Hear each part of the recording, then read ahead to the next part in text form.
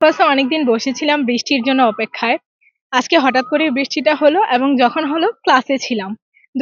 দুর্ভাগ্যজনকভাবে বৃষ্টিতে ভিজা সম্ভব হয়নি। কিন্তু জানালা দিয়ে যতটুকু দেখেছি অনেকই ভালো লেগেছে এবং শুধু এই নয় যে আমরা ক্লাসমেটরা এনজয় করছিলাম, টিচারদেরকেও দেখে অনেক খুশি, খুশি লাগলো। কারণ অনেকদিন পর, অনেক গরমের পর একটা বৃষ্টি ছিল।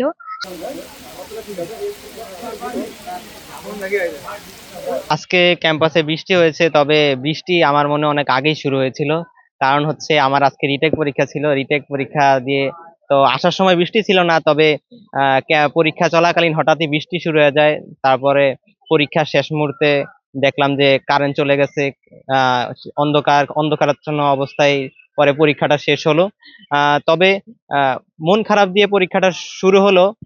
বৃষ্টি শেষ হওয়ার সাথে সাথে যে আবহাওয়াটা থাকে, সেই পরীক্ষার শেষ হওয়া তারপরে বৃষ্টি শেষ হওয়ার পরে যে আবহাওয়া, সব মিলে একটা অনেক ভালো একটা অনুভূতি। আজকে ক্যাম্পাসে অনেক সুন্দর একটা বৃষ্টি দেখলাম। ওই সময় আমি ক্লাসে ছিলাম বৃষ্টি শুরু হওয়ার আগে। তো হুট করে এই কারণে, বৃষ্টির কারণে ক্লাসটা ক্যান্সেল হয়ে গেল। এন্ড এই কারণে আসলে অনেক খুশি লাগছিল। এরপরে আমি বার হলাম ক্লাস থেকে।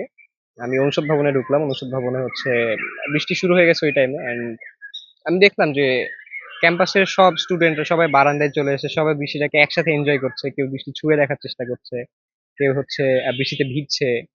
এই আনন্দটা না আসলে ভাষায় প্রকাশ করা যায় না। আর আমার ফটোগ্রাফি প্যাশন আছে। আমি সবসময় সাবজেক্ট খুঁজি ছবি তোলার জন্য।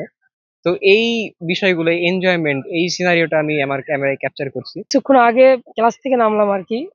সাথে সাথে বৃষ্টি নামছে। আমার ইচ্ছে ছিল বৃষ্টিতে ভিজবো, তারপর ভিজে গেলাম, একটু ভিজছি আর কি, বেশি ভিজি নেই। তো বৃষ্টির দিনটা আসলে স্মৃতি ধরে রাখার একটা মোক্ষম সময়।